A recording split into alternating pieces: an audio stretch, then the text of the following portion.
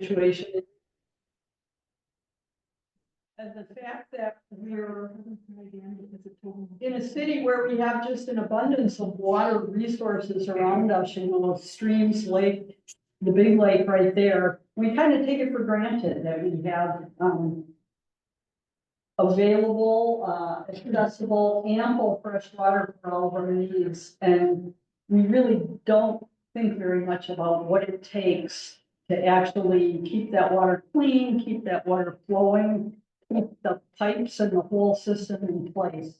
So we reached out to the city of Duluth and to Carol Andrews at St. Louis County, and we have a panel of speakers tonight. So I think it's going to be very informative. You're going to enjoy hearing from them. So our first speaker is Jim Benning, a Public Works and Utilities Director for the city of Duluth. What we're going to do here, Jim's going to be followed by Carol Andrews from St. Louis County. Carol actually has another commitment and is going to have to leave. So Jim's going to talk. Please hold your questions till the end. Carol's going to talk. And if you have questions for Carol, she'll answer them because once she leaves, she won't be able to come back. Then we have Geoff Vukelich, also from the city of Duluth, who's going to talk about street maintenance, snow removal, and salt usage. And then Barb Akre from the League of Women Voters, who's going to give us an update on limited liability legislation at the city. So with that, Jill. Thank you, Julie. People can't get into Zoom. There's another meeting. I got it, and I don't know, it's not letting other people in there. Okay. Am I clear to go? Okay. I'm Jim Benning. I'm the Public Works Utilities. Just one.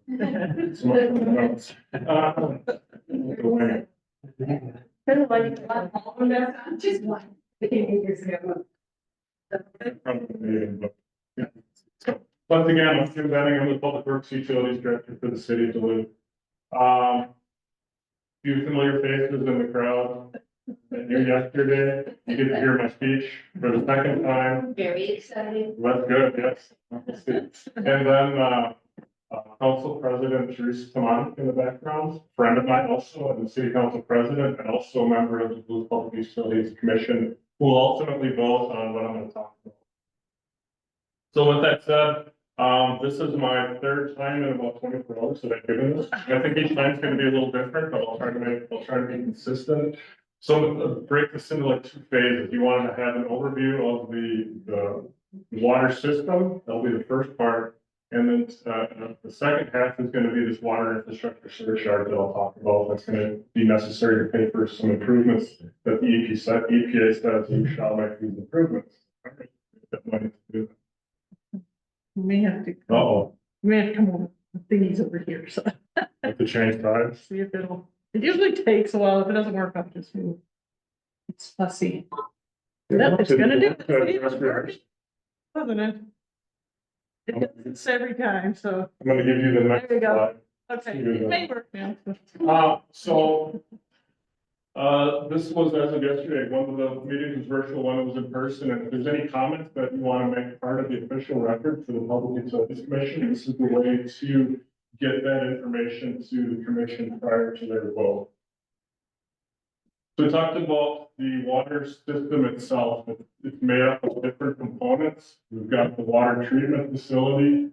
Anybody driven up scenic 61, you've seen the castle looking thing on the right and that other little more industrial looking building on the left. The pump house, 1898, treatment plant, 1975.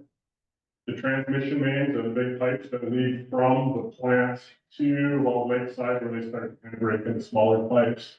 But 42 inch, it's a pipe that's about that big.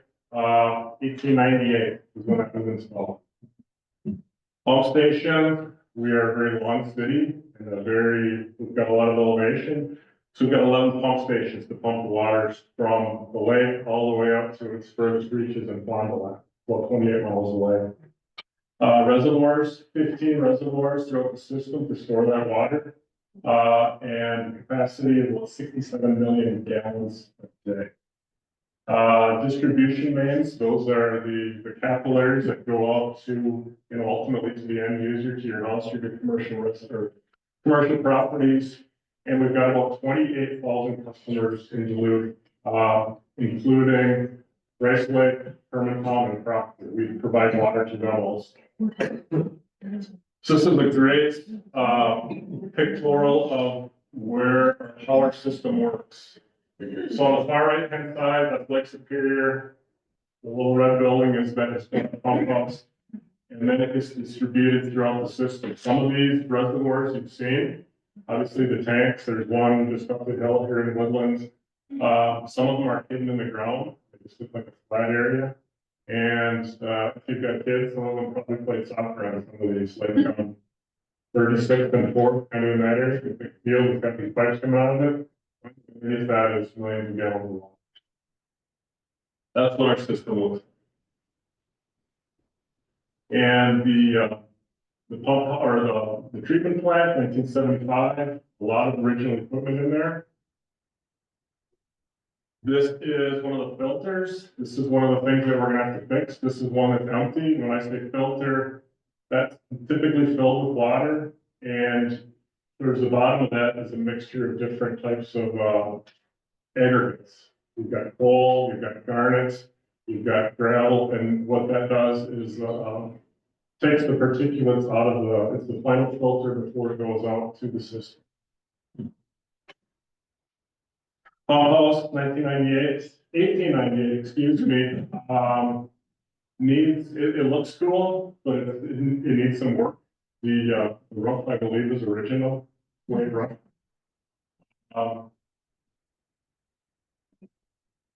That's what it looks like inside. Those are pumps both of those pumps, if I were standing there, they're about, so they're very big pumps and motors.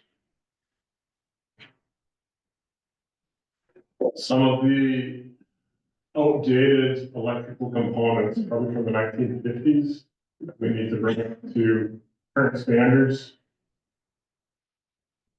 And I talked about this transmission main, that 42-inch transmission main. So this is, believe it or not, this is between Scenic 61 and the Superior Street. So no trees, I don't know where they went, they all grew back. And there's that trench there. This was maintained, this was about 40, 50 years after it was installed. There was some sort of maintenance. A close-up of the pipe itself. What we've got going for us is in 1898, they knew how to make things. So that the thickness, the wall thickness on the pipe is super thick. And that's the only thing that's saving us from having to replace this multi-million-dollar project. When this was installed at that time, it still corrodes, it still rusts, but it was so thick that it's taking longer to corrode compared to other pipes. And that's a more current picture. You can see the riveted steel. They don't do that stuff anymore where you've got these old timey rivets that you heat it and you pound it in there and hope it doesn't leak. So 140 years later, it's still holding quite well. Is that a joint? Yep. For longitudinal and circumferential. Everything's riveted. That was pretty industrious back then. That was 25 years after the Civil War. So it was a while ago, to put it in perspective. Water mains installed by decade. The heydays, the 1910s. What important to note here is that 50% of our system is 90 years old. And the pipes don't last forever. I mentioned the 11 pump stations located throughout the city. This is an example of one of them, kind of a nondescript brick building. And then what's hiding on the inside of it, pumps and motors and electrical gear. This is the Indian Reservoir, kind of below UMD in that area, 15th Avenue East and 6th Street. Got a roof on it now, probably because they're playing soccer on that and other things they probably shouldn't have done. But this is what it looked like during construction 400 years ago. The inside of one of these in-ground basins If anybody wanted to know what it looked like underneath that soccer field, that's what it looks like, empty, and then obviously the elevated tanks. So that's the system in a nutshell. I can stick around and I can go into great detail, and nerd out on all the components of that.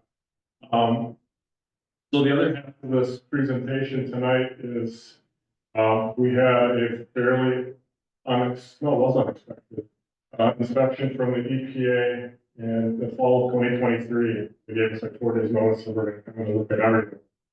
And everything was, so we negotiated things back and forth. They found some deficiencies most of these we were well aware of. Got a budget of $4 million annually to do repairs. So we were aware of things and we just had to space these out over time. And the EPA said, we don't like your time. We need to crunch that. We need to take it from here to here. And there's no argument with the EPA. Does anybody work with the EPA? That's good. Not anymore.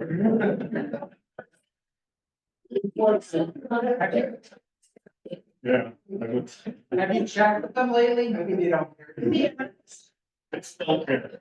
So between August of 2020 or September 2023 and January 15th of this year, that's when that order was executed, finalized, signed by the mayor, signed by the EPA. We had our list of deficiencies, and this is a summary of these.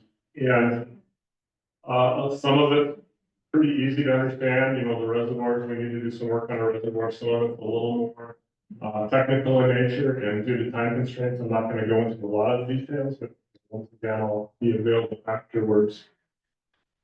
So these are the areas, they call them area of concerns.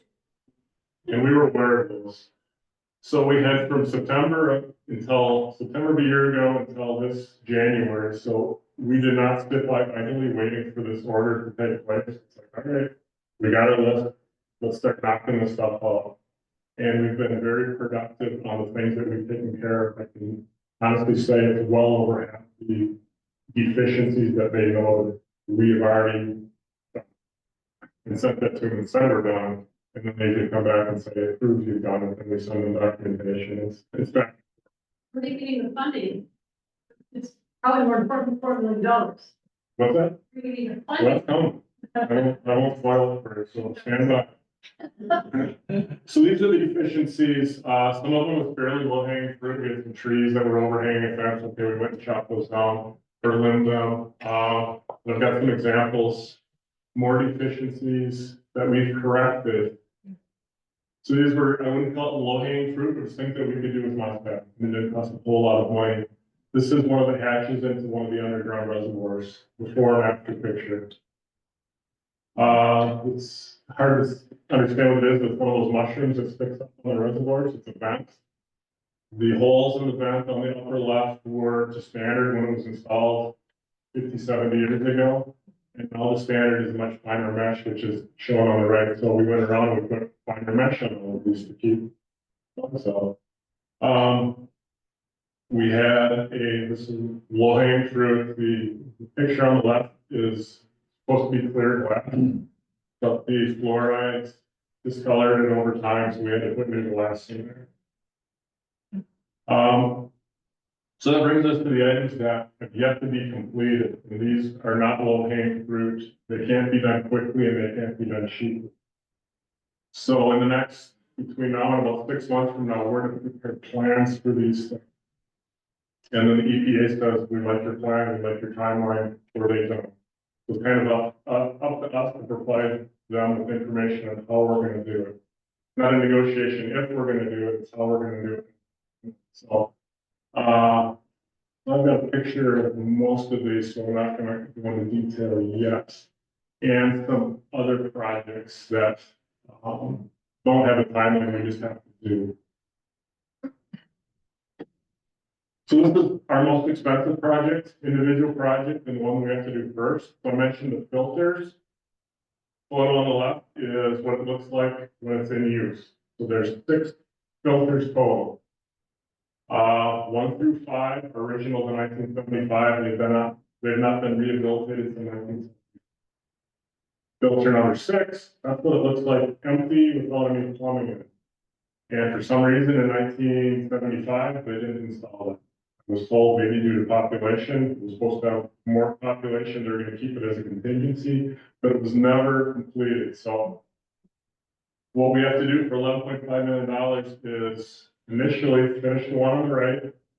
And then once that's working, we can take the 1 through 5 offline and rehabilitate those one at. We've got the flocculators and what goes, the photo on the right, it's a giant wood pack. Real slow. And that mixes the water after it's had its block. It's what's condensed, it goes around the little, particles in the water, makes them bigger than they settle out. So that the panels on the right keep that stirring. And about 25 years ago, somebody turned that up. Nobody knew. So EPA said, when's the last time it's worked? And we're like, well, you gotta get it working. Yes, sir. So we're gonna get that working. It's never impacted our water quality, but once again, you don't get to argue with the EPA, this is fix it, and we're going to. This photo on the right is the tank, it's not a very glamorous photo, but it's the tank off of Hawks Ridge, down in Parkway. And that one is in rough shape, that is definitely on our radar, very short term, we're actually gonna replace the tank this year, 2025. And then my chief engineer of utilities, I've got a brainstorm here. I've got a method where we can get rid of that tank altogether, get rid of one of those 11 pump stations that uses electricity, as a maintenance problem. How about I run a new water main underneath Northland Country Club? This area towards Lakes. All right, so we talked with Northland Country Club. They get some benefit for some irrigation that they're gonna take out of it. We bought an easement from them. So right now, the photo on the left is taken a couple days ago. The current photo, we're directionally drilling a pipe underneath the golf course, believe it or not, in the winter. And in a year or two, that tank on the right is gonna be.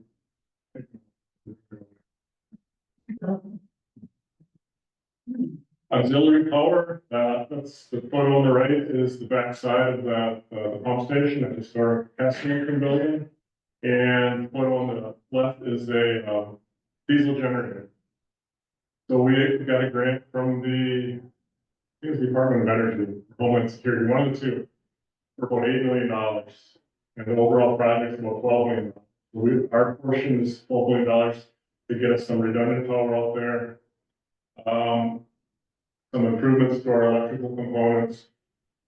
Whether we actually use this thing in the future or not, it's better to have it and not need it. For those of you that were around in 2016, we had a big windstorm. We did lose power. There's 2 redundant feeds going into that building for Minnesota Power. Both of them went down. And that was Minnesota's power #1 task was to get power to that building because it supplies water to 110,000 people, including the outlying municipalities. So we're gonna have a generator, whether we use it or not, I don't know, but it'll be there. And then we've got modifications to the pump house itself, to about $3 million, the roof. Some structural repairs, you can see what happens if you don't have gutters, if things leak, you've got staining and leaching inside and outside. That's what it looks like inside the building. A lot of air, believe it or not. Pumps are relatively small compared to the size of the building. But at one time it was fired by coal. These giant pumps that were powered by coal. There was the lab in there. There was a lot more going on. But right now it's a very large building for not a lot of stuff in it. This is another project, airport booster station. It's only used in times if there's a fire near the airport. So once again, we're going to try to eliminate this by putting a larger pipe through it. And this one's kind of a work in progress. Security upgrades, these are examples of good security upgrades. This is at the water treatment plant fence. Electronic controls, entry points, and we have to do that to all of our facilities. So a little cheaper, only $250,000. And then we've got the water storage projects, whether they be in-ground reservoirs or elevated tanks. And you can see the prices range from, high of 7, low 1 point something million dollars. So some photos of what they look like on the outside and inside. The one in the middle is kind of a precarious looking wagon that was probably 100 years old or so. We don't use the wagons. One way to get in and out of these. And then the elevated tanks. Not a whole lot wrong with these, some little improvements, but you can see they're definitely in need of a paint job.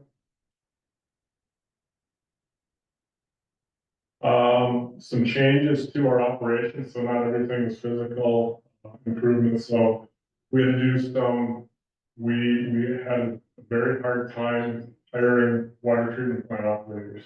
If you're interested or you have children that are interested in a career, water plant operators make pretty good money, and we spent all 3 years with no success hiring anybody. We upped the salary a little bit, and now we're fully staffed again. All right, so someone asked, how am I gonna pay for it? 3 things. We've got our existing capital projects, about $4 million. Not enough to do what we need to do. Because in addition to those projects I mentioned, we'll have to do everything else that breaks. Who hasn't seen a water main break yet this week? It happens about every other day, and I'm not exaggerating. We've got state and federal bonding opportunities.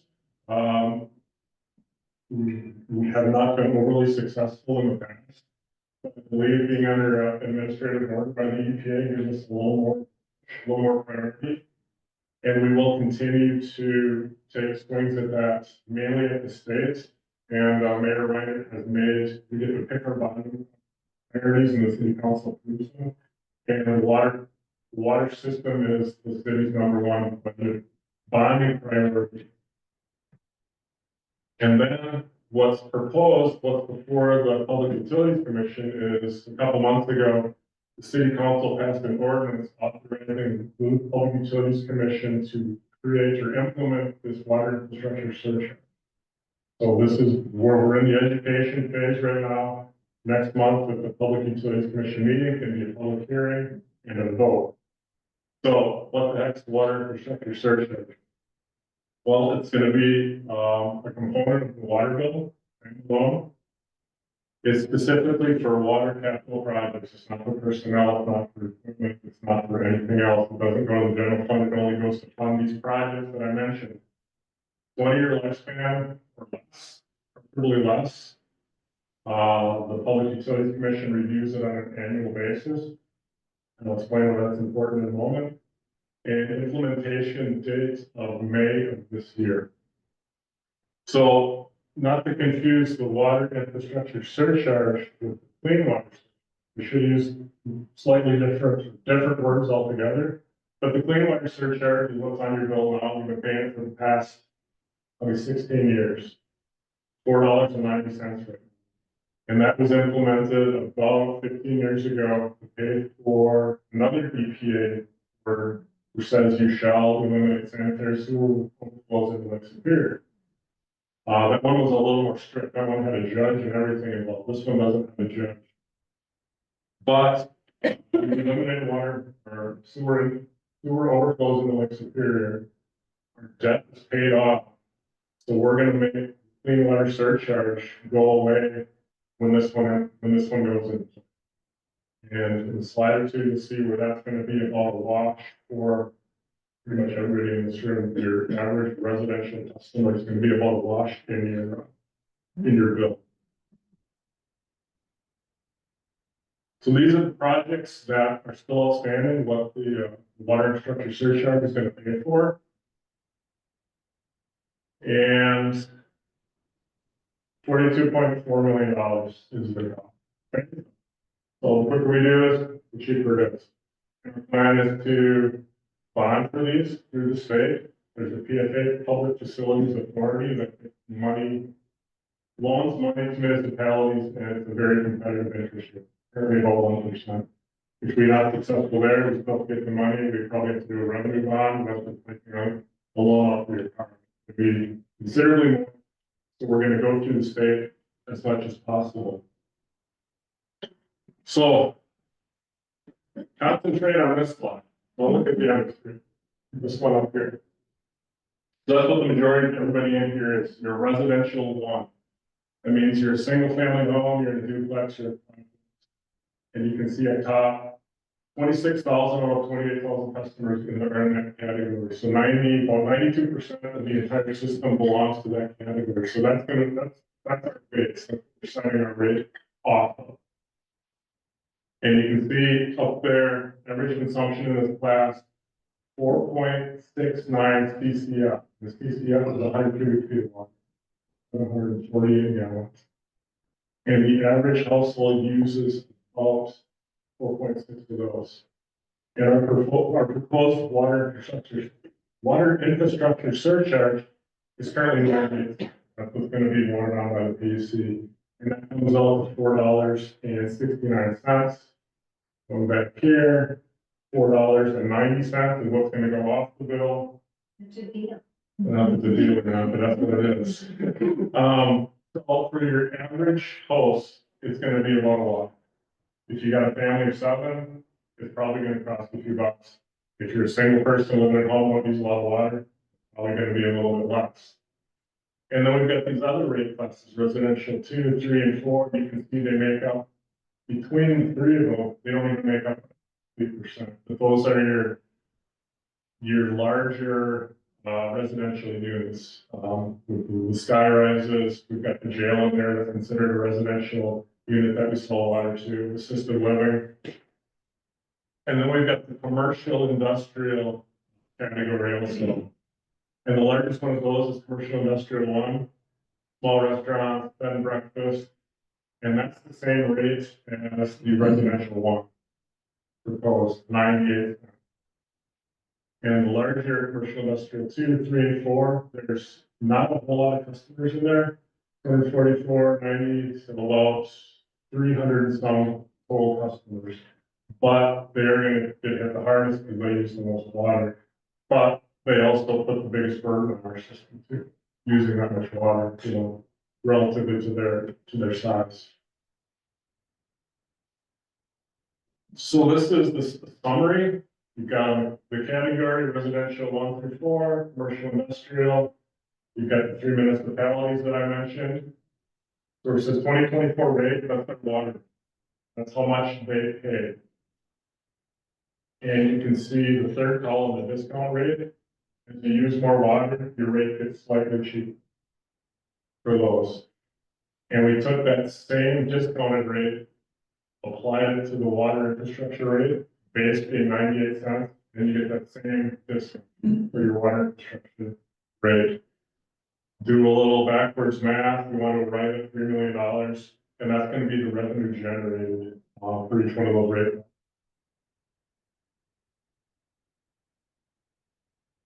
So this is a summary. This is what's going to be in the chart, what's going to be in the resolution that goes before the Public Utilities Commission to vote on. The assumption, 20-year, this is assuming we go completely alone. Nobody's state and federal government don't care about us, they're not going to give us a penny in the next 20 years. I don't see a reality that that's going to be true. So we're using this as our worst case scenario. I'm quite confident we'll get something. This year, we've got an ask in for the state of a little over $20 million. Even if we get half of that, that's $22 million, all goes on to 32. The water infrastructure surcharge goes from 98 cents to 50 cents. So the more help we get, lowers everybody's cost. And I mentioned before that it gets reviewed annually, the surcharge. At least annually, at least in there. So if we get money from the state in May, and we get this big bunch of money that comes in, the PUC can review this thing in August and to change the rates. I only see it going down, 20-year term. The clean water surcharge had a 20-year lifespan too, and we completed that one. So I don't think it's gonna go 20 years. So here we are timeline, we are on Walton middle of the Izaak Walton League and the League of Women Young Voters, and it's 7:15, so check that. Public hearing Tuesday, March 18th at the City Council Chambers. That's where they're gonna receive official testimony from anybody who wants to speak, and most likely to notify the commission that night also. And then the implementation of May 1st. And then once again, this is how to provide comments, or you can just email me to. Don't be afraid to email me. I get emails on this is that here out of my backyard and all sorts of crazy things. So I get it to the right people eventually. Clean up that deer. So that's my presentation in a nutshell, and I will stick around after. We're gonna get it to. And you can do your thing, go to Bucket.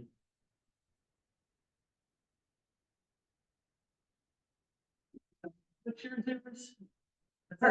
It's partly, yes. Yeah. Okay, give me a second here. Yep, that one. Hi, nice to see everybody. My name is Carol Andrews. I'm an environmental engineer at the Public Works Department from St. Louis County. And I know a lot of people here.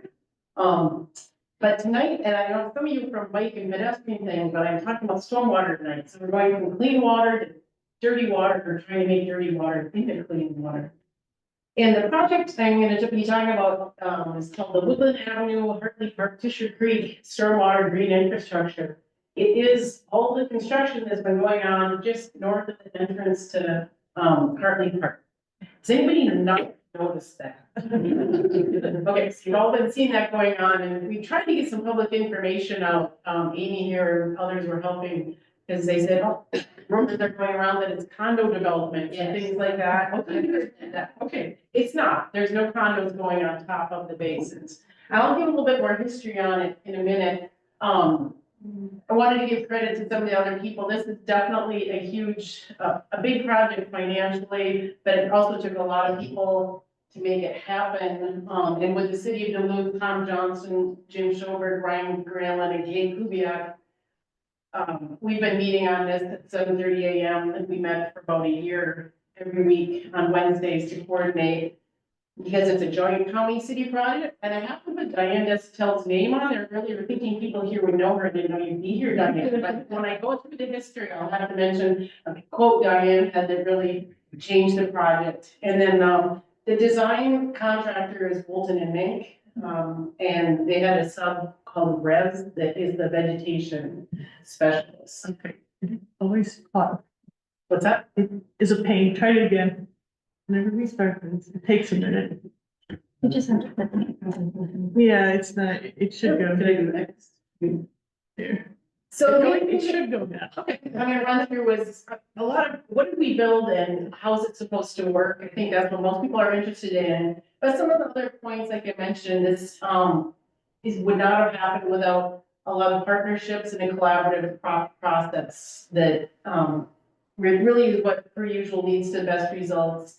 With the immediate partnership with the city of Duluth that I mentioned, but also Minnesota DNR, John Lindgren and others have been very helpful with the DNR. PCA was critical in that Jesse Martis there called me one day, 3-4 years ago and said, hey, I want to see this area start to get some of the money available to the Lake Superior Basin. Do you have any projects? I'm like, we have been thinking about something because I was thinking about this project.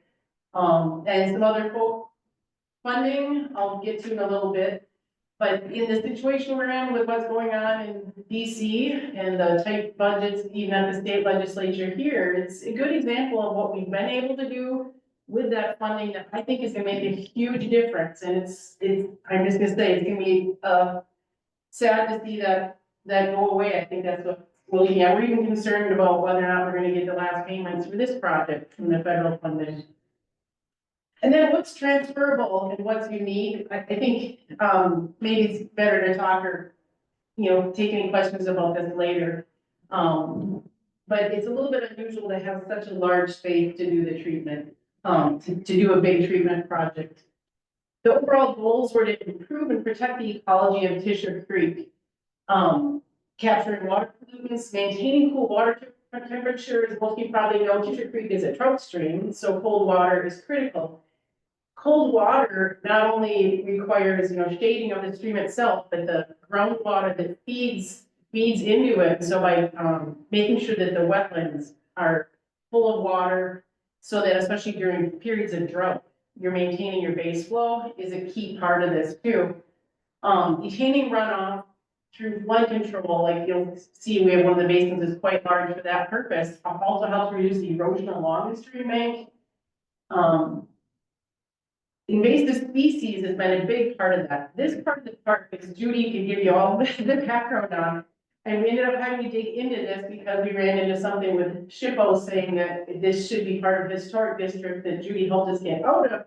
But it was, and parts of the park are, and that's appropriate, but it was, early on, I think part of the pastures for the Hartley farm. And then was kind of a victory garden type of thing in the 40s and 50s. And then it was just let go. And we can see what happens when you add a lot of nitrogen nutrients to soils and then let them go. They do a really good job growing buckthorn and tansy. I've never been to a place where I hated walking through it more, like when we were in there surveying, things didn't have glasses on. So which made it all more of a good place though to get rid of what's there and start over. And a little bit of background into how this got started. The storm sewer, so naturally, the drainage for this area, these two areas, go into this part of the creek, these drainage areas. The red area, the topography here actually was naturally from east to west into what was originally a tributary here that's now buried and has been restored in this area just north of where we are right here. But civil engineers, I can insult them because I am one, in their wisdom, just cut all that off and put all this drainage into the big storm sewer that is a 3-foot diameter pipe that comes out into the creek, right about down here. Right here. And in early COVID days, I was hiking along the Spear hiking trail just below the parking lot here before you get out of Hartley Park. And I noticed a manhole cover, kind of askew on a manhole. And I thought, that's weird, and pushed it back on. And I thought, I think that's part of our stormwater infrastructure, because I remember getting a complaint about that before. And what we realized was happening is that system, even though it's 33 feet is big, like Jim was saying, that's a big pipe. It was running so full during really heavy rains that it was blowing the manhole cover off, a heavy old manhole cover. So if you look now, there's not a manhole cover, it's a grate. And you might be thinking, why is there a grate there? That's for water going that way, not that way. So right there, that's how if you're a tree hugger, you sell things to the engineers that you work with, you say, I think this stormwater is undersized. The storm sewer system is undersized. What if we could get money and put in a treatment system, and then it would help hold the water and would help solve the problem with the undersized stormwater system? And the boss goes, yeah, that makes sense. Okay, that seems cheaper than replacing pipes. So that's part of how the county got on board with, it helps the road system not have to replace the storm sewer. But I don't know if you can see the difference in the color of the water coming in here versus the creek. This is after a somewhat big rain event, but it was pretty muddy. This is just going in there completely untreated. So like I mentioned, there's some opportunities that came up besides the offer of federal funding. The county had a road improvement project to repave. So here's the before picture. Most of you know, the pavement on Woodland Avenue is getting really, really bad. So it was due for repaving. And when I used to make suggestions at the county to do something usually for bike or ped improvements, they would say, oh, it's just a pavement rehabilitation project. But finally now everything became pavement plus. And we do look at trying to make improvements to storm sewer and things like that. So the county agreed that, okay, we could do some changes to storm sewer as part of that project, got the funding. And this is where Diane's quote comes in. So first we got $800,000 and the county started doing preliminary plans, trying to fit in little tiny rain gardens kind of along the edge here. Well, if you can picture this, it's a slope. And it's about the only place where there's good trees are right where we wanted to put these basins. And we had a meeting with city staff and a few others to say, well, this is what we're thinking, okay, is it good, we're gonna go forward, and Diane's quote was, why are we thinking small? Look at that park space, there's no plans in the master plan for Hartley to do anything with this area. Why don't you pipe the water away from the road and put it in basins and do something bigger? We're like, oh, that's different. And Steve, who was taking the lead, was like, partnering with the city, nice idea, I'm out, I don't have time for that. I said, okay, I'll do it. So, and Steve still helped out. So anyway, so the project changed from a county project to the joint project with the city offering the land for the space, and then also the long-term operation maintenance, which is not an insignificant thing. So even though the county's coming up with the money, some of our own and some other sources, it was just kind of a win-win. Let me see. So the current conditions, like I mentioned, the vegetation is severely degraded in that area. Other challenges include the slopes and the soils, and we wanted to avoid wetlands. So here's a visual of some of those things. So the red dots are trees that are actually good trees, some of the big pines and spruce and things like that. The wetland, here's one of the wetlands, it's kind of a wonky shape there, that's what's in green. And then the tributary, which used to be in a ditch along here, was restored to here, that we're feeding into. And we are here, in case we're trying to figure out. So that's some of the existing conditions. And after many iterations looking at, like there was other designs that we could do that involve moving less dirt off-site, more cut and fill. But to do that, you couldn't really do it without impacting the wetlands, and we really didn't want to have to do that. So this is the overview of what we ended up designing and building. So first, there's under the street here, this was rebuilt to create a diversion structure, and there's where the sidewalk juts up here, and you think, why did they build an area to like a viewing area for these basins? They're kind of nice, but I mean, they're not that nice. What the heck? That is actually over the vault that's, I don't know, about the size of the front portion of this room. There's a sedimentation vault. And we work closely with Ryan Bramlin with the city who cleans these things out to create a pad where the truck can fully get off of the road there, especially the new median, the traffic calming medians and things like that. You can't have the truck blocking the road going through. So that's the purpose of that wide spot in that. So the sedimentation vault, whenever you build something like this, you want something that gets the sand and the big stuff, so you don't fill up your treatment system with it, because that's relatively cheap, you know, a few $100 a time to clean that out. It's very expensive to clean these out.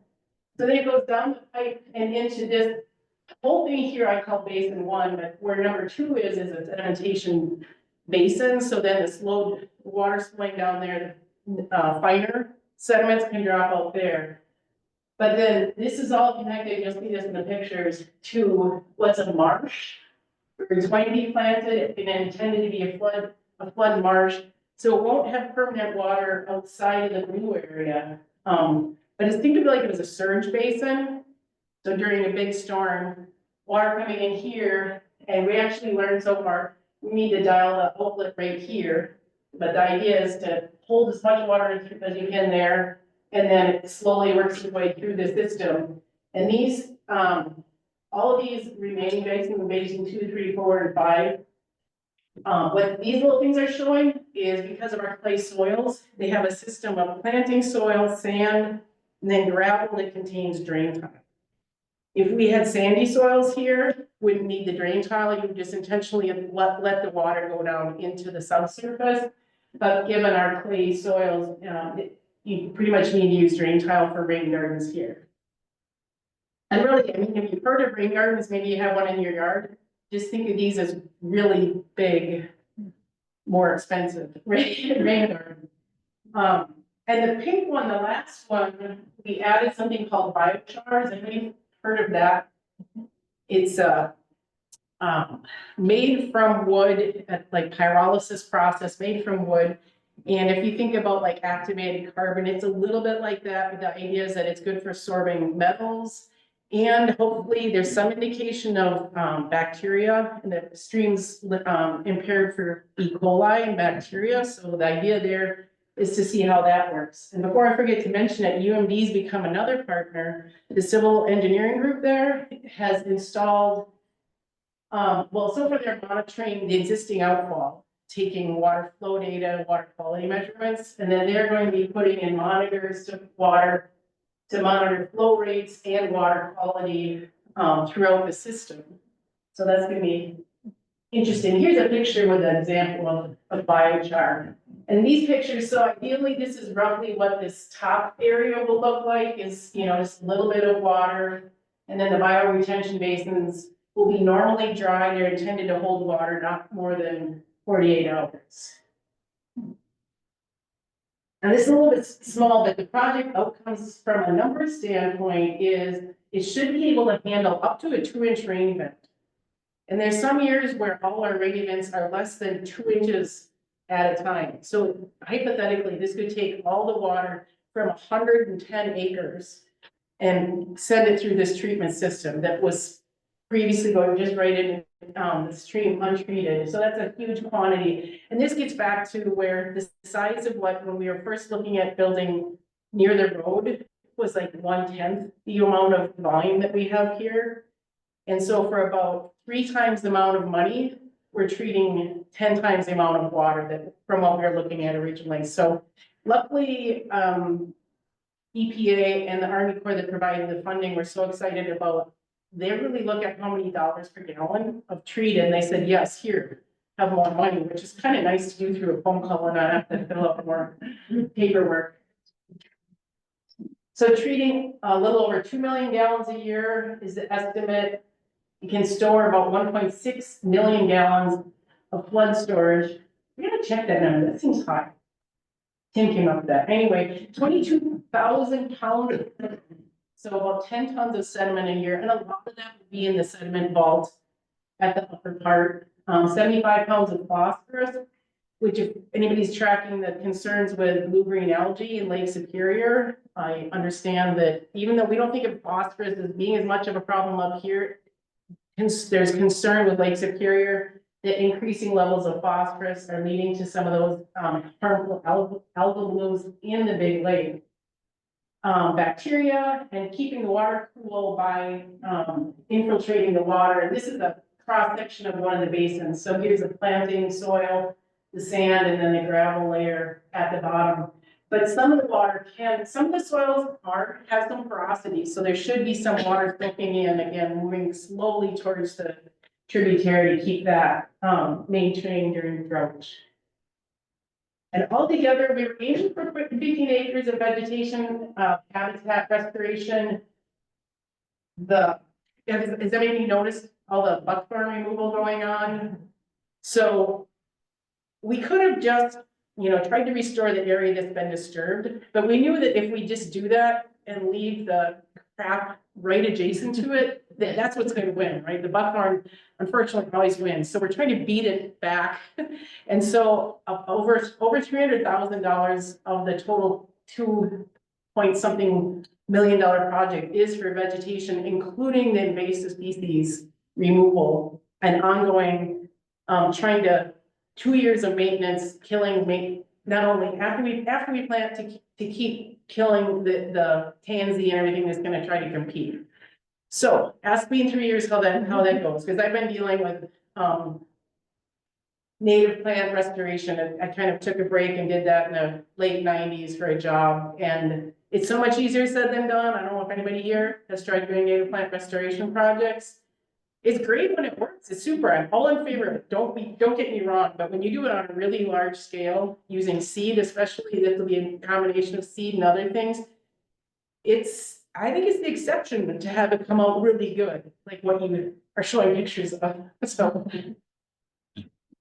and there's a total cost, ended up being about 2.5 million. Of that, all but about 250,000 is being covered by grants and the rest by the county. And I have just a couple of pictures of the some from the construction. So has anybody seen the signs? Oh, did it make sense? We tried to come with that balance of informative, but, and not talking down to people, but also making it something that the average person would understand. So here's just a couple of drone pictures. So here's what I was saying, the tank is under here, the sedimentation tank. I understand this has been popular for sledding this year, so it's not taking out all the vegetation. This has a liner underneath it to maintain a permanent pool, so then that's that big first basin, small second basin, basin 3, 4, and 5 was under construction here. So Carol, from, if you back up there, what area is the water that you're treating coming from? Oh, that's a good question. I'm gonna go way back to the community and so it's basically everything east of Woodland within this area. So where's Priesberger Arena is like here. The Piggly Wiggly would be, I mean, whatever it's called now. Pigs is up here, you know what I mean? Sure. Does that help give you an idea? Yeah, so that whole residential area and then the commercial area along the side there. I pointed out, so this is one of the basins, I think small basin 2, when it has the sand layer before the planting layer on it.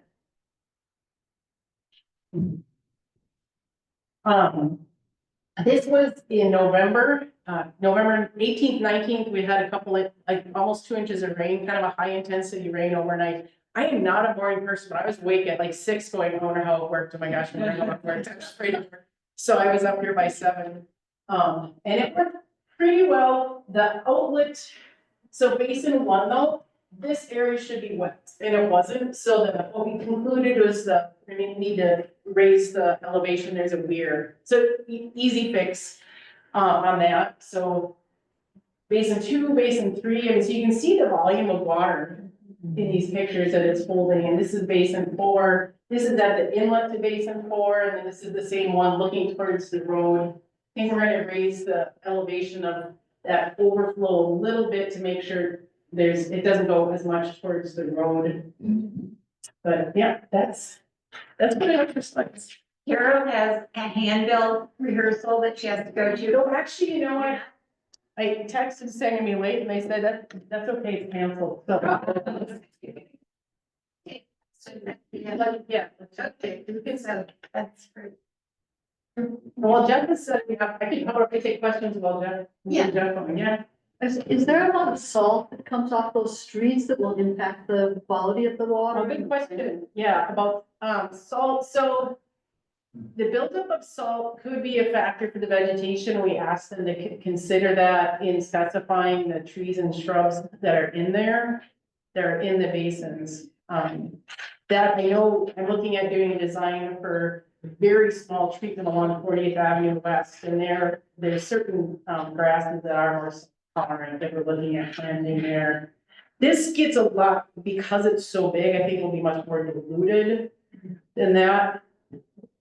Does the biochar have to be periodically replaced, or is that a one-time only? No, yeah, it will need replacing every once in a while, and there's Bridget, I forget her name, with NRI, Rich, right, that does research on it, and based on that, we're hoping that it'll last for at least 5 to 10 years.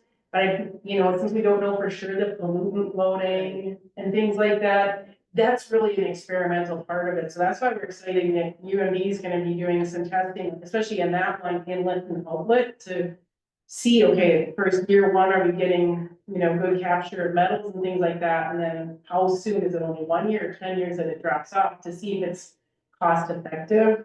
Well, Well, how deep are they? Those basins are not very deep, just a couple of feet. Basin 1 with what's the deepest point? I want to say it's about 8 feet deep in that deep part. So is there a concern about safety? I'm glad you brought that up. So those ponds are designed with, whenever you design a large, deep, wet sedimentation pond like that, you have to have what's called a safety bench that So it doesn't just drop straight down, steep, so it goes in and across, and then it gets steeper in the middle. So that's the intent, and that's how those things are usually treated. It's something that with this being a part that I brought up, like, Yeah, that could be enough, teenagers gonna go swimming there? or younger kids, Yeah. yeah, trying to stay out, yeah. Do you guys, so do you think, yeah, so thinking through that as far as signing it or something, we'd have to talk to the city and, think through that a little bit. I mean, there's, they're trying to get that balance, there's water bodies around here, but this is a stormwater base, and people might not realize that, right? And think, and I don't think like, oh, I think I'll go for a little dip in this nice thing, well, it's not. Yeah. Especially with the E. coli in the runoff and things like that. That was my question. So the E. coli in the tissue. So the city, worked, was it with the EPA? There's been some analysis of, they call it, Diane, you know this, you work with this. Did you, the markers of E. coli, where some of it is from, pet waste not being picked up, but there's also geese, any animal, deer. There might be some sanitary leaks too. Oh, sanitary leaks have been, yeah. So they've been sampling and trying to pinpoint areas, and there are ideas with the Tisher Creek watershed plan where projects need to happen to help with some of that restoration as well. Are you seeing opportunities elsewhere in the city to replicate something like this? So keep in mind, I work for the county, and we've had like really small versions of this along Haynes Road and Rice Lake Road when we do full reconstruction, then we add those. But the city, Ryan Granlund and the Green Corps person, George, have a whole report they did, would actually use GIS to overlay all this information, and then went out in the field and identified other sites. And one of them, you guys have the grant for Irving Park, I think, is coming up for construction this year. And so the city's working, so I'm gonna be careful not to speak for the city, but I know I work with them closely, and they're working on some other projects that they have tried to do the same kind of thing, looking at. Because it doesn't, you have to have the land available, but then also the land has to be lower than where the water's running from. Thank you, Carol. We'll move on to our next presenter. Carol will be around to answer more questions at the end of everybody's presentation. So it's my pleasure to introduce Geoff Vukelich from the city of Duluth, who's going to talk about salt. Thank you. Thank you, everybody. Thanks for the league for inviting us here. So yeah, I'm Geoff Vukelich. I'm an operations coordinator for the city of Duluth. I work in the street maintenance department under Jim Bang. And my role is to kind of everything plowing, if you will, along with the, we're not gonna, well, tonight, really just be potholes. That's something I deal with also. So once again, thank you to everybody. A little bit, just a 2-minute background about myself. I was a catch release fly fishing guide for trout. In a previous life, I worked in Alaska and Ontario, and I came back to Minnesota. And I started to do winter maintenance. So from a water perspective, it is everything that I enjoy in life. It is something that I really want to protect. So as we go through my slides today, realize that some of these numbers may be a little bit shocking to people. But all this is really good space to come together and realize that there are things we can do as a community and education for the first one. So we'll kick it off. So just overall, we're just going to kind of, I wasn't really sure what we were here, so some of these slides might be a little bit odd, but feel free, I'll be here after to take questions. So just a little bit off the top, so the city of Duluth has 531 centerline miles, approximately 1,200 lane miles. That means down and back centerline is just one way. We have 3 different priority classes that we treat them in. Priorities 1, 2, and 3. Priority 1 is obviously those main collectors, that's your Woodland Avenue, your Grand Avenue. Priority 2s are your residential streets, probably where most of y'all live, and then priority 3s are alleyways. We treat these 1, 2, 3 for emergency services vehicles to ensure that we have everybody can be safe and get to hospital and whatnot. This is just an average snapshot. I did not get the 24 totals in, but 24 winter was quite lame. So we will just talk about 2009 to 2023. These are just some little bit of stats. This number shocks a lot of people. So we average around 13,000 tons of salt applied, per year. That does vary once again, depending on the winter that we're having, the temperatures that we're seeing, and we'll get into that in just a little bit. One big thing here that we're starting to see is our salt cost is going up. So as Jim alluded to earlier, everything unfortunately requires money to do things, and we're seeing some pretty big increases in salt. But overall, salt is very expensive. We're very, very, very, very lucky that we live next to a port. If you go down to like Bismarck, North Dakota, they're paying upwards of $150 a ton to get it trucked to them. So we're very lucky as a citizen that we live close to a port. It does keep that cost a little bit lower. We, on average, spend close to $1 million on salt every year. Sand, we use around 8,500 ton. That kind of varies once again, really depending on those temperatures that we're seeing. Average cost of salt is around $10, and our average yearly cost of sand is around $100,000. We have 35 FTEs that do every full-time employees that do all of the plowing throughout town. So my little sad plug here is you don't have to wait, but maybe you don't, So average snowfall, so we're gonna get into a little bit about weather, and that's really, really important to understanding salt, because salt is really driven, the amount of salt, why we use it is really, really driven on climate. So that's why climate for me is really, really important. And it's important for everybody to understand sort of water quality. So overall, we're right at 91, depending on which one you look at, 91 is the snowfall is our average. The big thing that we're concerned about, or I'm concerned about, and we all should be concerned about, is we're seeing rain events a lot more common. From 2018 to 2023, we had rain events every month. So that's something that's really scary for Duluth. We've even had rain events in January. Luckily, we got a little bit cold to break that streak. But that rain event does increase our salt usage, and we have to be mindful of that. The other really big thing for Duluth that's really kind of cool, and it is what makes my job very, very interesting, is we have microclimates. We all know this, and we're going to talk about it a little bit. But those microclimates really cause a lot of problems for us, and how we treat and what we do with salt. Because obviously Woodland up here can have 6 inches of snow in downtown and be rain. So that just makes our job very dynamic. The graph on the right just shows your average monthly temperatures. These are trending up a little bit. But the big thing we're seeing right now is we're seeing that March and April timeframe is really starting to increase. And what that means again is that those rain events come early. Those rain events come early. We have to have a little bit of increased salt.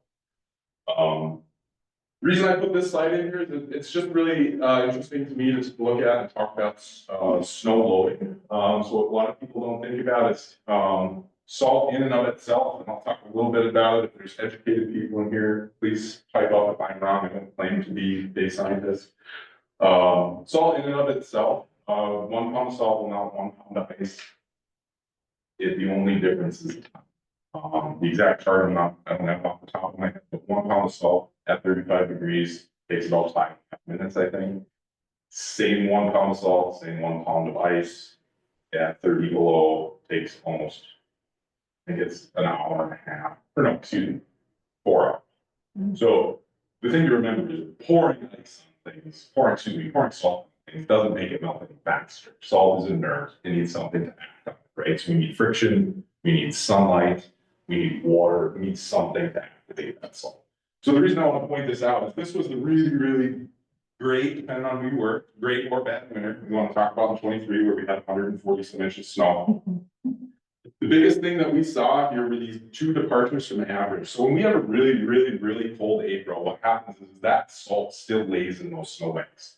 So everything that you see piled up on site contains salt. So as those winters go on, and if we can't get that salt or those snowbanks removed, or that goes out, starts to thaw really fast or really slow, that's where you can see surging, and that's where you can see like what Carol was talking about, you see overflows. That is direct salt, direct chloride into it. It doesn't give it time to kind of filter out naturally. So that's kind of a concern. So once again, climate really, really dictates the amount of salt we use and how that salt interacts with the environment. So it's good to understand that because it helps it really helps the conversation and how we reduce our salt. I threw this one in here just so that everybody can kind of see it on a map. So we have almost 1,000 feet of elevation gain, in about a third of a mile. So what does that mean? And the reason I bring this up is that means when we apply salt, it really depends on where you are throughout. And we have to change what we do, and we have to adjust our operations to make sure that we are applying the appropriate amount of salt so that we don't have to use salt being washed in our sewage. So once again, snow removal operations. So like this is what I talked about, snow storage. So once again, this is a little off topic, but you know, when we see this pile, I'll just say again, in this pile, we have a massive amount of salt loading. So we have 4 snow dumps across the city. So when we do remove snow, so you'll see us downtown, Woodland Avenue, we've done some snow removal on. When we remove that snow, it's a great benefit because we have these large areas where we dump these snow that have already been plowed off. And when we remove the snow from these areas, it's put in an area that is allowed to melt. That it is constructed to be able to protect it so that when it does melt, it goes through BMPs, that best method of protection. These could be straw bales, these could be sediment filters. We have 4 locations through Duluth that we put these in, and we're trying to, the more we remove it off the boulevard and concentrate where it is, the better we can contain it and the better we can track it. And that's our goal, is just to be more responsive. This is a really interesting graph, and I'll pause here for a sec so that people can kind of really take it in. On the left here, what you're going to see is I'll start with the bottom. So the bottom is obviously the years. The blue line is snowfall in inches, and the yellow line is the amount of salt we use. And the one thing I want to point out right away to people is they don't follow each other. Right? Does anybody know why they don't follow each other? Because temperature is one of them. And the other thing is you got to think when we put salt down, all we're trying to do is burn off that 1/4 inch of snow that has bonded to the blacktop. So if we get a 1 foot snowfall overnight, we're going to come out in the morning, we're going to plow everything off, we're going to send our crews out, we're going to salt all the streets, we're going to break that bond. That little bit of snow that's left, and you got black streets. Now what happens when you have a 1 inch event that lasts 5 days? We have a little bit of bonding, we got some in the truck. We have a little bit of bonding, we got some in the truck. We have a little bit of bonding, we got some in the truck. So from my perspective, I love to see foot snow. Not because I'm a snow guy, but because that means we only have to go out 1 time. That means we reduce the amount of salt, right? And you can really see that in the 2015, 2016 winter. So we had 50 inches of snow and we used close to 16,000 tons, right? Why did we do that? In 2015 and 16, if my memory is right, I think we had 31 events and none of them were over 3 inches. So that just goes to show the difference that we're not actually looking at melting volumes of snow. It's just that bonding. So again, like tonight, as folks drove in tonight, we're gonna have to go salt it. Now, over the weekend, we have that 8 or 10 inches of block, whatever you got, wherever you were. We use almost the same amount of salt, 8 to 10 inches that we did tonight, because it came out at the same rate, right? So that is one of the really big things is like community members and for yourself, like what can I do? What can we do to try to spread education, let people understand? And it sounds really sad, but when it's snowing, stay home. Like, enjoy yourself. Spend time with your family, spend time with your kids, go skiing, go for a walk. But the more you're out, the more you're driving, the more you're gonna compact that down. The more you compact that down, somebody's gonna slide through a stop sign, they're gonna call us, we're gonna have to. Take the bus. Take the bus, there you go, right, the carpool. Just try to reduce your footprint, tire print, I guess let's call it. Try to reduce your tire print on those roads, because that really does save salt. And once again, I just want to point it out because it's just so very evident. 2018, 2019, we had 130 inches of snow and we only used 13,000. So if you look at 16 versus 19, it's almost 3 times the amount of snow and we use close to 2,000 pounds, right?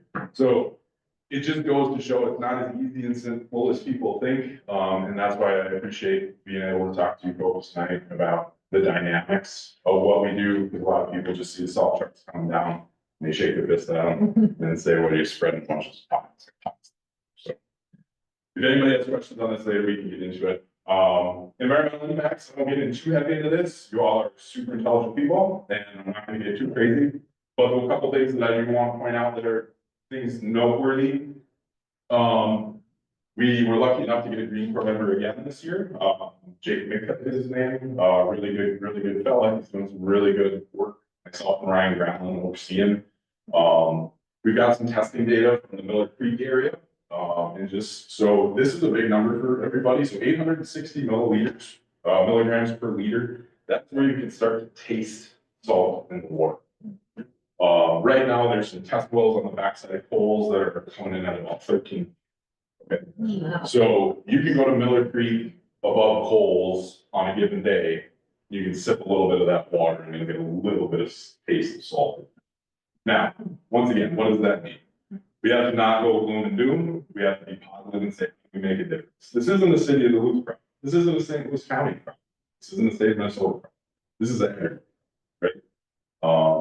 But that's one thing I want people to really realize. The other big thing, if you didn't know, and it shocks people, is 1 teaspoon of salt, not road salt, just salt. So if you pour it out your salt shaker at home, 1 teaspoon of salt permanently contaminates 5 gallons. So realize that when I talk about 13,000 tons of salt, like that's a lot of contamination. A really scary stat is we polluted more water with salt last year than we pumped out of the pumping station. Once again, that's nothing to be scared about. That's where we're at. We have to be mindful of that. So a few things that we've done, that the city's done to do really well, is we've grabbed that. So what we've done, or before I get into that, I just want to talk about some chloride sources. So there are, this is the graph. This just came out in, I think, 2022. Keep in mind that this is probably still pretty standard for us. The vast majority of the chloride comes from road salt, especially up here. You do see fertilizer usage. Keep in mind that this is probably more agricultural. So as you head further south, as you head further west, you see that a lot of rural areas use calcium chloride for dust suppression. So you get a lot of runoff on that gravel road that adds that chloride. But overall, road salt is a big thing. So, you know, we have to be very intelligent, we have to be mindful, and we have to be smart when we use it. I did take that slide. So, but the one thing I did want to point out is the city of Duluth did grab a bunch of low hanging fruit. So what did the city of Duluth do? Starting in right around 2019, 2020, we went to all of our tool house locations and we put in stormwater ponds around all of our salt sheds. So every enclosed salt storage facility we have now has its own constructed DMP so that no water can infiltrate that salt. Anything that does is collected. We can, they have skimmers, so we can take any type of debris out of there. We clean them ourselves. It was all done in-house, all done with our own money. So that's one big thing. We've also had all winter maintenance professionals go through smart salting training provided by the MPCA as we mandate that. So if you're going to come plow for the city of Duluth, you're going to have to take a 5-hour class, or 5 to 8 hour class. And you're going to learn everything about salt. And I will say for a guy that does it for life, there's a lot of really good information that even I know. And that's why it's enjoyable to come to these places to just talk about it so that people understand what it is. So those are a few things that the city of Duluth has done just to try to kind of get people to understand it. We want to do better internally. Officer Chimani has, she gave us some funding last year that has helped us hopefully increase that low hanging fruit. So thank you for that. And myself and Ryan Granlund and Tom Johnson, stormwater engineer, and we work closely together to ensure that we're doing as much as we can for to reduce the amount of salt that we use. So that's it. Hopefully I was mindful of everybody's time and all. There's yeah. How do you decide when to use sand, when to use salt? Why not more sand and We have less more salt? presentations to make, so we're holding questions. Oh, okay. Sorry about that. Thank you. But just,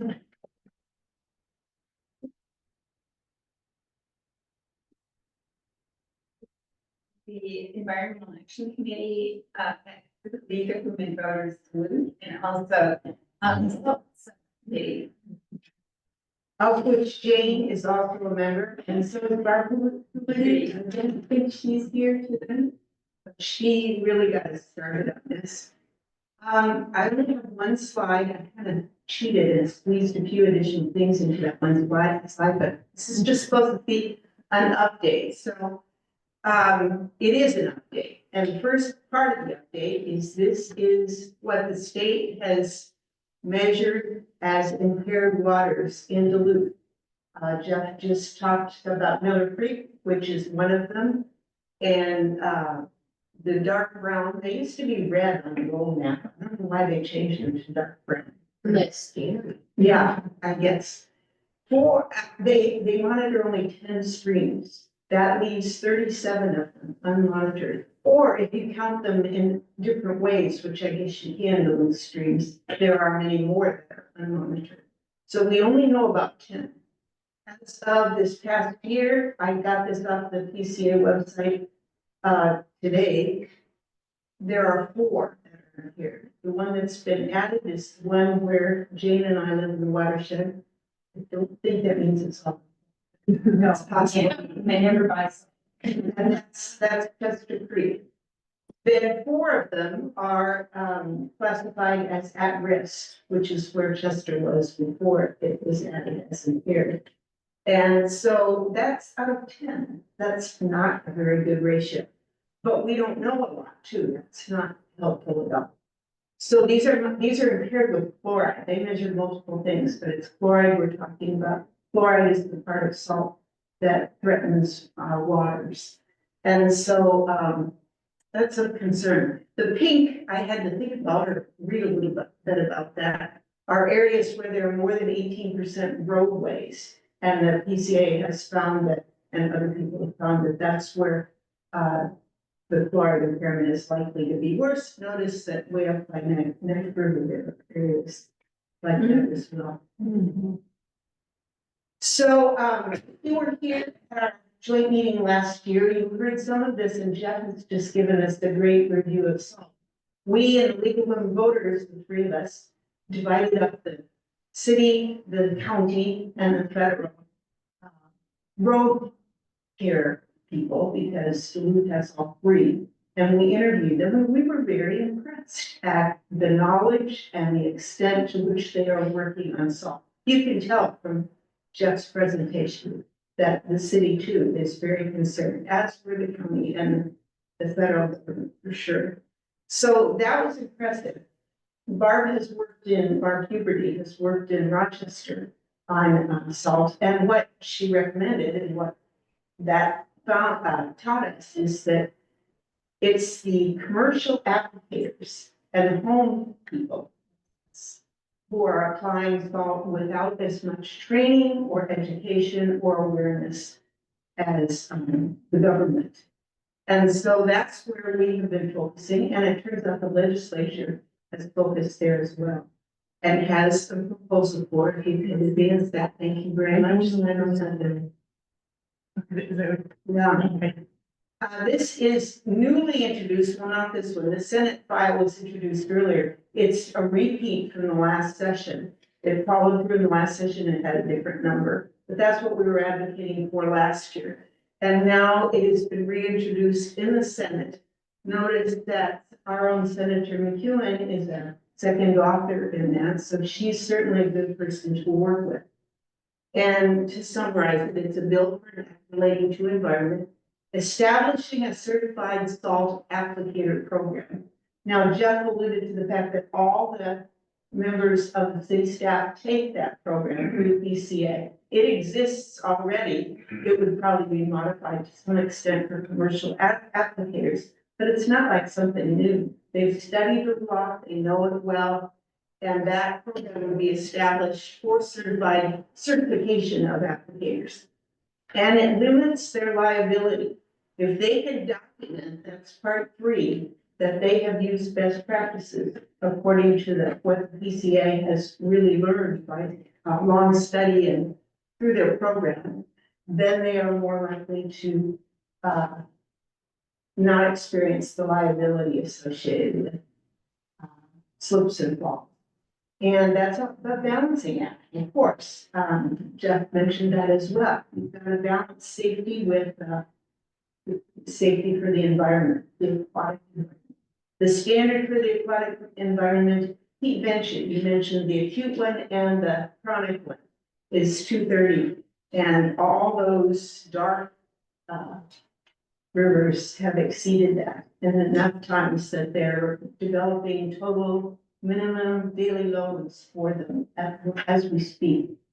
And so we need to do something. We're going to need something. Perhaps we're going to be in the same state that you were talking about with respect to the water infrastructure. We're going to have to do something.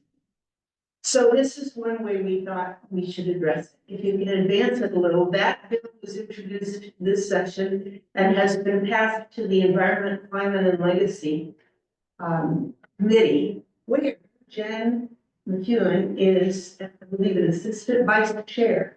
So she's really someone we can work with on this. I'm sure they're all swamped given the chaos in the legislature and the chaos everywhere else.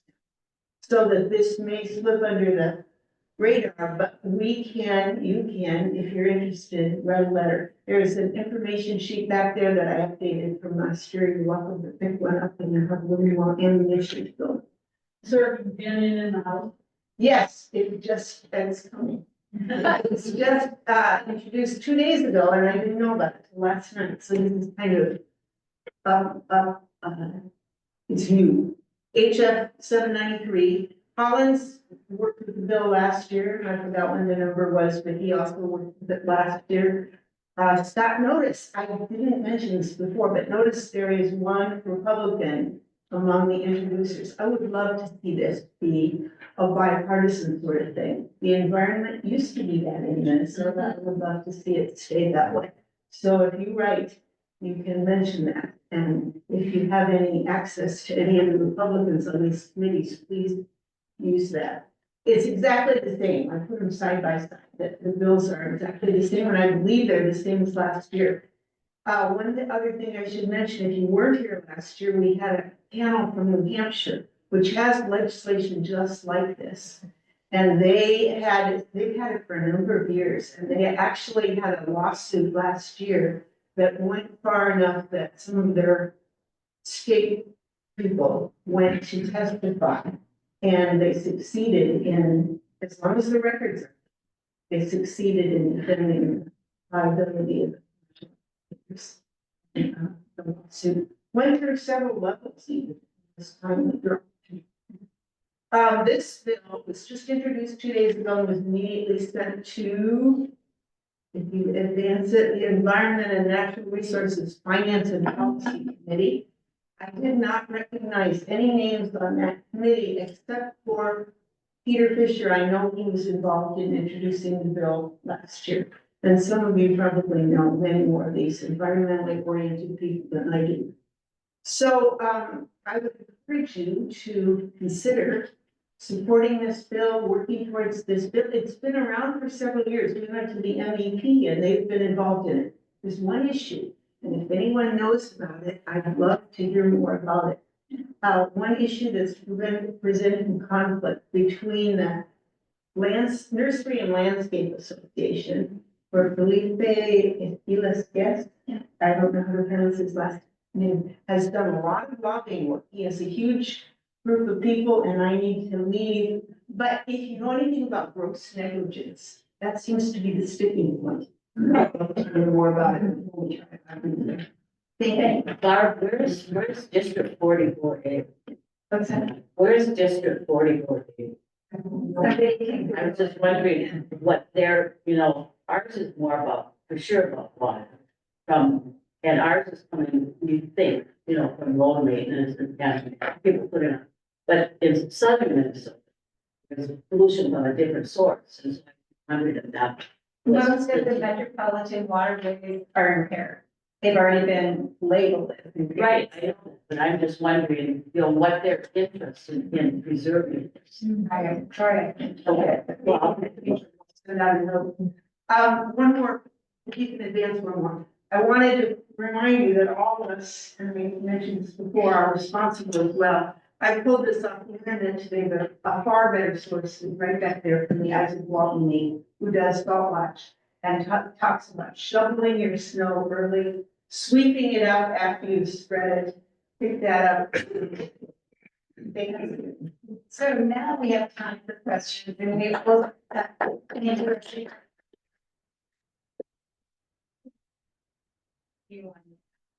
Oh, well, What? Yes, and Carol and Jan, if you want to, we can give you some chairs, actually, I think. Okay. We thank you all for being here. I mean, this is water is blue. And it's good to know what is really happening. So, question. so I was just wondering, how you decide when to use sand versus salt, and is there a way to use more sand and less salt? I'm sure you worked through that, but I'm just wondering how that decision is made. Yeah, no, great question. So, the decision to start operations is generally, determined by the bonding that we see. So I go back to the, depending on what type of snows we have, like just the other day, we had that very low moisture content. So its coefficient was around 64:1. So when it's really, really light, it doesn't pack very well, it blows off. So a lot of times we'll try not to treat, we'll try not to climb. But when we start to see that, I think we use road cameras, that helps us see that. And then the material mix that we choose is a lot of times based on temperature. A lot of times it's based on, time of day also, because we at 2 o'clock in the morning, there's a lot of traffic, like I alluded to earlier, salt needs something to react to it. So we have pre-wetted salt, so when salt comes out of the trucks, it's wetted with salt brine, so it starts to activate. But overall, we just try to limit the amount that we go out, just to try to reduce a little bit of salt. We like to use sand when it gets cold, like salt, doesn't make that work below 15 degrees. But sand also has trouble in and of itself. Those wonderful stormwater mounts that Carol was talking about, like clogs those up. We have to do a lot of dredging and a lot of cleaning. So it's that balance where we find it, and that's just based on the temperature and the time. Does that answer your question? Yep, thank you. Right, yes, Dave. This is for Jim. If the EPA hadn't shown up here, you said there were certain things that you already were aware of, but they cited some other. So were those things that, would they get on the radar? There wasn't a lot that wasn't on our radar, excuse me, already. But our capital budget was about $4 million. $40 million project cost. We would have taken 10 years and all we would be devoted to, so there wasn't enough money in our capital budget without a fairly dramatic rate. But because the EPA did, it forced the city to deal with these things sooner. That's exactly right. So nobody likes someone coming into their house and telling them what to do. But after, it's been about a year and a half now, I'm kind of looking at it as a good thing. I don't have a choice. It's kind of like when we had the one for the sanitary sewer workers in Lake Superior. Nobody wanted to see that have our lake polluted, but it took the EPA to come in and have a lawsuit against the city and WSD, and then we fixed it. So, in hindsight, it's like, okay, we got a kick in the pants here, but we're gonna fix this up because we don't have a choice. You had a question. I'd like to see comparison between cities. I used to drive Uber for the hobby, and in the winter, it'd be a shock to go over Superior and slide through intersections. So Superior, they don't really solve all right now. So how do they get away with that? We don't. Besides, the fact of the hills. I appreciate you for that. Thank you so much. You are amazing. That's the best question. So a couple things. So first off, Superior is primarily flat, right? So we have to take into account that it has a bunch of hills. That's also a systemic way that they have treated, their streets over the years. So it kind of just got rolled into that process, and it's easier to fight something that's already, or to keep something that's already in place than change. And where we struggle in Duluth is, we're a popular town compared to Superior. We have a higher population, we just have tourism, so we just have a lot more happening. And salt has never been, talked about in the light that we're talking about it now. So in the future, I hope we can plow less or salt less. I really think that's a possibility, but it relies on community members, it relies on everybody, it relies on the city council to stand behind and say, hey, maybe we should not salt, or when there's an inch of snow on the flats. City of St. Paul does that. City of St. Paul doesn't even plow their residentials until there's 3 inches of snow. They don't salt their residential. I'm not saying that's a good model for Duluth, but I'm saying there are models out there that we can definitely look at to try to lower that chloride footprint. It just real quick to follow up, the reason I bring up a customer, a rental, short-term rental from the East Coast, complain about how much salt is down on the road. Yeah. You're playing with the salt, not that's interesting. A question over here. There is more and more research, especially here locally, just at UMD or NRI for salt alternatives. Has the city looked into potentially piloting any of those alternatives or working with the university to test them? Yeah, so I've reached out, I'm gonna caveat that with one quick thing, just a data fact for everyone. So 80% of the loose infrastructure is 3% gradient less. So when 3% gradient and less flatter, and that is really consistent with a lot of other agencies across the state. The city of Duluth has around 20% of this infrastructure that's 3% higher, and we have 4% of their infrastructure that's almost 60%, and that infrastructure sees roughly 20,000 cars a day. So, the reason I bring that up is a lot of people don't have, City of Duluth is a minority in that 20%. So there's the de-icing advances we're seeing don't address the steepness or the grade. They're just concerned about melting the ice. And we have worked with them. We've tried some beet juices. There's carbohydrate-based de-icers, molasses beet juice. The state has had pretty good success with potassium acetate, which is really good. The only trouble with potassium acetate is it does remove oxygen from the water as it breaks down. So there could be some issues there. There's actually data study. Our conversation with MnDOT and with the county emphasized, at least in my mind, that brining streets before a snow event is cheaper and in a more efficient way to break that contact between the snow and the blacktop, and also uses much less salt. So you gave a really interesting formula about how to do your own brine. So do your own brine, you might want to think about it. Yeah. But to your point, alternatives are possible, but they have to be done in particular stages or phases. You can't put them everywhere. So there is an opportunity that you could say, those areas where there's 3% grade or far less, that is a place where that could happen. 100%, and that's where I've concentrated my energy and efforts is on that 80% of the Duluth where we could see some really good reductions. But some of the issues with those types of de-icers is they need specific types of equipment to spread those. And if there's one thing that we've been, Public Works has hurt on over the years has been capital equipment. So plow trucks, sand trucks, our fleet is very, very old. We're seeing some really good things happening in the last couple of years.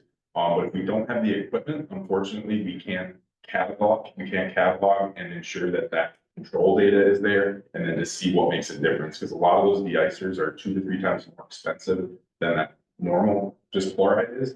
So if we want to use those, we have to make sure that we have the collection systems available to us, and we have to make sure that we have the equipment to spread it the way that the manufacturer wants it. We have tried some things in the past, but we've never had all of the equipment, and unfortunately that kind of skews the data, and with such high costs, with budgets being so tight, it's kind of tough to just kind of go all in on something. But yes, we have been working. There is some good stuff coming. As she had said earlier, brine is the easiest and most effective way to do it. You can do it at home. What's the formula? So the formula I tell people is if you have rock salt, you go back to bag salt at Menards. Take a coffee cup scoop. People have seen the little Hudson pump sprayers. I'm sure everybody's got one on their garden. Take 1 cup of salt, pour it into your 1 gallon Hudson sprayer, fill it up with water, shake it around. And when you see snow coming, spray it. Just spray it on your driveway, spray it on your walk, let the snow fall. And what happens is that salt dries and it creates a very, very tiny layer so that you're stopping the bond. It's not gonna melt 10 inches of snow, but what it's gonna stop is gonna stop the bond. When you go out there with your shovel, one swipe of the shovel, all the snow comes off and you have to underneath. That's what brine does for us. The nice part about brine is 1 gallon brine can treat probably 10 to 15 times as much as the same amount of granite. Yeah, the counties almost cut our salt use in half by switching to brine, but we have the advantage of being able to get the capital up front to buy the equipment to make it, but it paid off pretty fast. It did. So we get Geoff a loan to get the equipment, it would pay off, because we sort out $1 million a year on salt, so we're down to 600 on average. Diane had a question. So that goes for Jim, when you talk about big stuff, the reservoirs, the pumps. What about the rest of the 100-year-old pipes that you're trying to fix the leaks every 2 days and the cost of that versus slowly, I mean, I'm sure you have a plan to slowly say, we got to put the pipes out the hole. And how's that fit into the funding? So that's that $4 million, that we've always had dedicated for that. And what we do is we, do it in cooperation with the street project we're working on. And sometimes it goes reversely. We've had a project in Hidden Valley, normally the streets and then with the utilities underneath. Hidden Valley was like, this thing's erupting like on a normal basis. So the utilities drove the road with confidence. So the road wasn't in all that bad of a shape. But, so you're only paying for the pipe in that case from the water utility. So the water utilities are in the price one. We get money for water, we spend it on water, nothing to do with taxes, nothing to do with anything else. So when we can do it in cooperation with street projects, we're paying for a little bit of the trench and the pipe. So it's not as expensive as a go it alone deal. One other thing we did on the big transmission mains, if you ever drive down, if you were involved with this one, on Superior Street, kind of near East High School, you're gonna notice these patches about every 50 feet or so.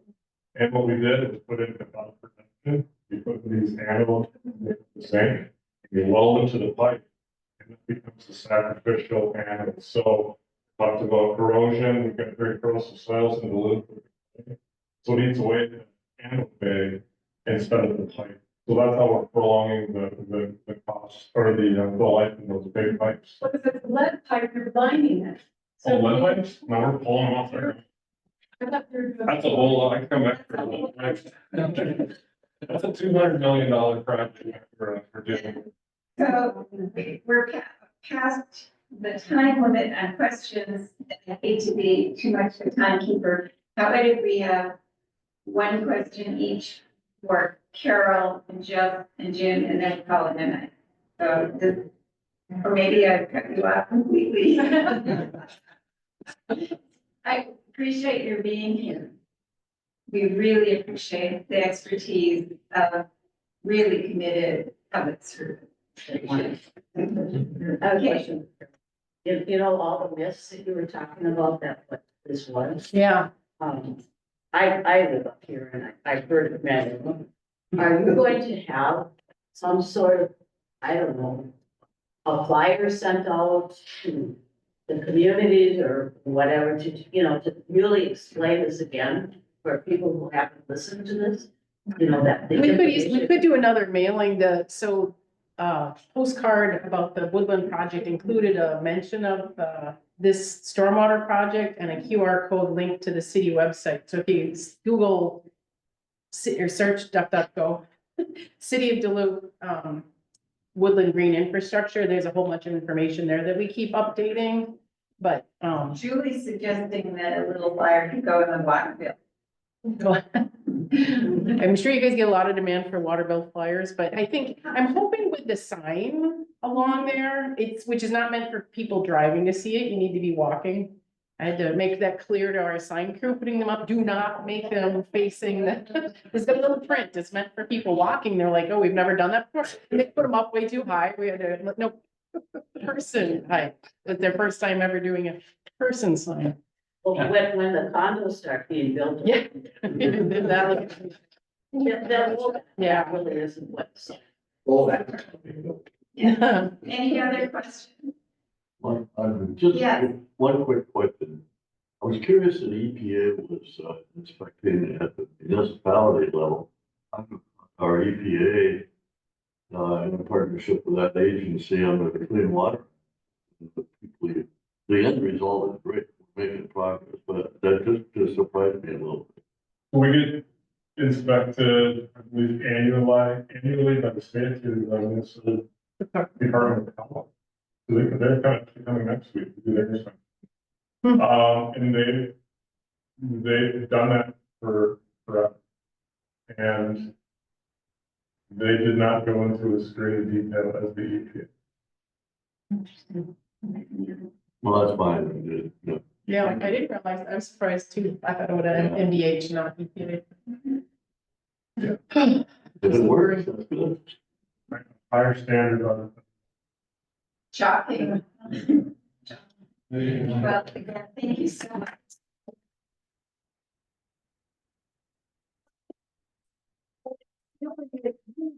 If